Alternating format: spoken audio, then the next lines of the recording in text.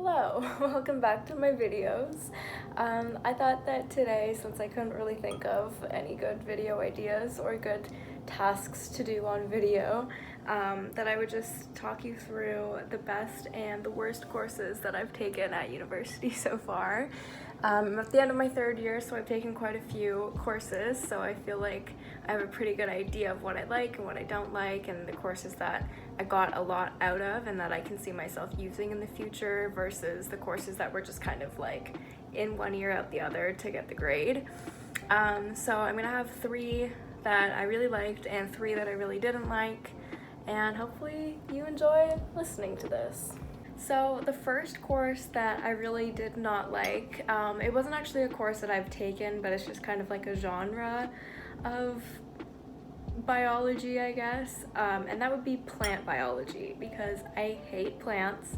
I just find learning about them so pointless. I guess it really depends on what you see yourself doing in the future. Like if you want to go into plant research, or if you want to be like a botanist or something like that, then yeah, these courses on plants would probably appeal to you.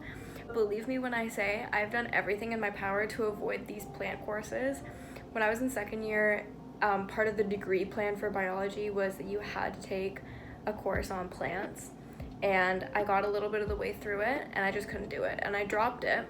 I just couldn't bring myself to sit in that class and do the assignments. It was like physically painful for me to do. So I dropped it. I knew that I would have to take it eventually again, but it turns out I didn't have to take it again, because what happened was they changed the degree plan, so you no longer have to take that course to graduate, and they actually got rid of that course. So even if I did want to take it this year, I couldn't. So instead I just ended up taking a lab course, which means that I got out of learning about plants, which at the end of the day was my goal, and God was on my side for that one. Even though I've never actually taken a plant course, a lot of my courses like cell biology or like physiology of different things, they do have like plant units, which is always my worst unit, and I always hate it. And I can just imagine taking like an upper year plant course being absolute hell. If that's your thing and you're interested in plants, all the power to you. I am not that gal. I cannot sit there and learn about stomata for 4 months, so. Second course that I've taken that I really hated was actually this semester. I took a seminar course. It was called The Cellular Basis of Adaptation, and there was no adaptation of cells to be heard of in that class. It was so stupid, so pointless, and so all over the place. The worst layout of a course that I've ever seen.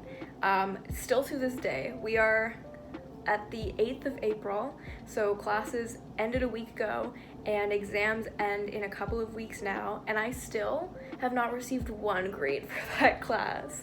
Not 1. And we all keep emailing the prof and emailing the TAs being like, hey, like, can we get our grades before we submit our final assignment so we know where we are in the class? They're like, oh yeah, like they're coming, like this guy is supposed to submit them later. Got this girl on it, like don't worry about it. Here we are 2 weeks later, still no grades to be heard of. But yeah, it was basically a course where the students taught the class. This was my first time taking a seminar course, so I didn't really know what to expect, but I definitely did not expect to be teaching the course to like the rest of the class. Essentially the whole grade distribution of the class came from 2 presentations, 2 seminars that you made to the class. One of them was in a group and one of them was by yourself. And then the last project is just basically putting your script for your personal seminar into something that you can read in text. So you could have written like an essay, you could write a book, you could write a pamphlet about it, really anything. It's super open-ended.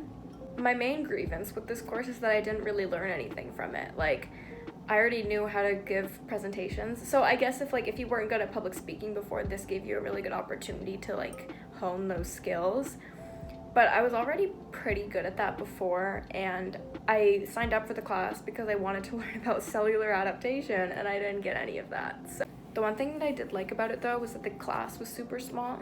So normally my classes have anywhere between like 300 to 500 people in them. This class only had 20, or 22, something like that. Really, really small number. And so it was nice to be able to like get to know everybody a little bit better and have a bit more one-on-one time with the prof. But it still seemed like she never had the time to talk, and she never had the time to grade assignments or like input our grades or anything, even though there were only 20 of us. So like, I'm gonna give her the benefit of the doubt. Maybe something's going on in her life and she just doesn't have the time to do it, or she's just forgetting. That's fine, but I just want my grade. That's all I want. This class had no rubrics. We didn't get the syllabus until like 3 months. Like, we didn't get it until March. So yeah, 3 months, 2.5, 3 months into the course, that's when we got the syllabus. We never got grades back for any of the presentations that we did. It was just a mess.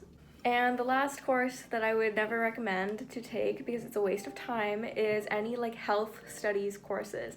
They all sound good, and they all sound like they're super applicable to life and that you're gonna use it all the time, which I guess is kind of true, but they never teach you anything that you wouldn't already know as like an adult. When I was in first year, I took a class called the Social Determinants of Health, and it basically explained or studied the health disparities between people of different socioeconomic statuses. And the whole message of the course was basically just like, the less money you have, the less healthy you will be, which is obvious because you probably won't have great housing, you probably won't be living in a super safe area, you probably won't have access to grocery stores that have a lot of produce, you probably don't have the money to even buy those kind of items. Like, it's just common sense.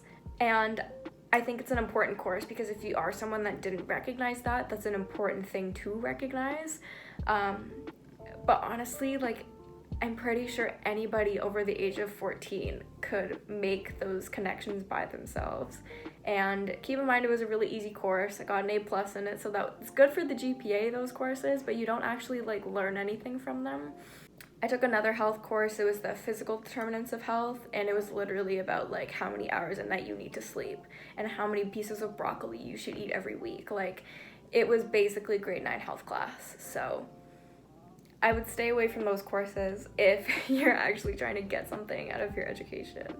But if you're looking for a GPA boost, it's probably the way to go, to be honest. Alright, so now onto the courses that I did actually like. When I was in first year, I took a cognitive science course, which was super unlike me because it involved a little bit of like computing and coding, which I had never done before in my whole life. I was on like a robotics team when I was in high school or like middle school and stuff, but it was never anything like at a university level. So taking that was kind of a shot in the dark, but it ended up being super interesting.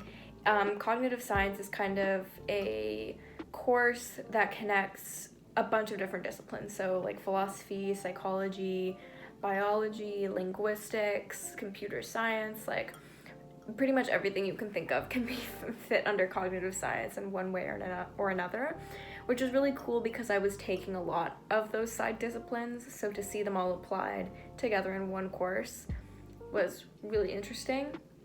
I learned how to code. I made some great friends in that class. The prof was super engaging and was always there to help you, which I needed because I was really bad at the coding at the beginning, but I turned out to be all right at it. And overall, it's just a course that I had fun in. Like, if you ask me now to pick out a couple of things that I learned from that class, I probably couldn't tell you off the top of my head, but I know for a fact that I every once in a while will be asked a question and I pull from the knowledge that I got from that class to answer that question. I just remember loving that class and like never missing a class, always going to office hours to get more help or to ask questions. And it really helped me feel comfortable in the like university academic setting because it was like one of the first courses I ever took. I think it was actually the first class I ever went to at university.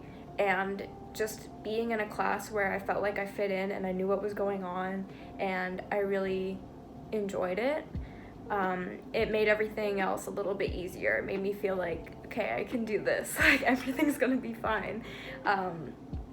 So yeah, I really love that class. Another class that I think everybody should take is some sort of statistics course. Because even if you don't end up doing research with it or like ever needing statistics for anything in your job, it's good to have just to be literate in it. Like, especially in the media, there's a lot of numbers that are thrown around and a lot of studies that are thrown around, and it's important to be scientifically literate, especially in terms of statistics and understanding like where they're getting their numbers from and whether their numbers are accurate and legitimate. I took a statistics course that was meant for biology students, so a lot of what we did was we read specific papers that did not have great study designs, and they didn't pick their samples very well, and we had to determine whether their statistics could be trusted and were valid. And I think that's really important, again, like on social media and online, when people say, oh, I read this in a study, this number must be true. That's not necessarily accurate. Basically, what I got out of that class is that anybody can publish a study, but that doesn't mean that it's a good study, and that doesn't mean that you should trust it, which I think a lot of people forget, especially now with coronavirus. A lot of people I see on Facebook are sharing articles where they cite studies, and I go and I read the primary literature, like the actual study where they're getting the numbers from, and I just picking out countless holes in the study design, and a lot of times the studies don't even consider the confounding variables or their alternate hypotheses, which they should be doing, but they just don't do that a lot of the time, and that is a sign of a bad study. So I think everybody should take statistics. It's a little difficult. I didn't do super well in it, but I did get a lot of that class, and I have used it. The last class that I really loved was clinical psychology, so I took that in second year. I think this course is available, like, probably pretty much every university has this course in some form of another. Often it's called abnormal psychology, but I think they're trying to get rid of the stigma around mental illness and stuff, so they're not calling it abnormal anymore, it's just clinical. I honestly think that this is probably the most important class I took in my undergrad and maybe ever will take, because regardless of where you end up in life, you're always going to be having to deal with people. Even if you work from home, presumably you're going to have a family that you're going to have to deal with, you know, that's people that you're around, and 1 in 4 people experience some sort of mental illness throughout their life, and so chances are either you or somebody that you know and someone that you love is going to struggle with something like this, and you want to be able to help them. Just as we learn, you know, if somebody has a fever, you give them Tylenol, you give them some soup, give them fluids, all the things that we learn to treat physical illnesses, we also need to learn how to do that for mental illnesses. And this class teaches you all of that. They teach you what the most common mental illnesses are, even some of the really uncommon ones, what to look out for, like the symptoms, why they can come about, what's happening in your brain, what's happening in your body, and how to treat it, which is the most important part. Ultimately, I think the class does a really good job of teaching you to be kind to everybody and understanding, and teaches you how to put yourself in somebody else's shoes and see things from their perspective, because anyone that you meet can be going through a number of things that you have no idea are going on, and you have no idea how much that thing is affecting them. And I think all of us are guilty of judging people without actually knowing what's going on in their lives. Like, I'm guilty of this. Sometimes I've been in group projects and someone's not getting their part in on time, or someone hasn't showed up to the meetings, and I get mad. I'm like, why aren't you showing up to the meetings? This doesn't make any sense. Like, we're all here putting in our effort, so I expect you to give equal effort. And it's just one of those things where you need to be more understanding of people sometimes, because you don't know what might be going on with them personally, maybe at home. You know, people have lives outside of what we see of them, and mental illnesses fall into that kind of outside life, and you don't know when someone is struggling and what they're struggling with, so it's important to just be kind and always think before you say things and do everything you can to help people and put the other person first. So yeah, I think that course everybody should probably take. It's super useful, and applicable to the everyday. So that's just my 2 cents. That's my list of courses to take and not to take. Hope you enjoyed, and I'll see you again soon.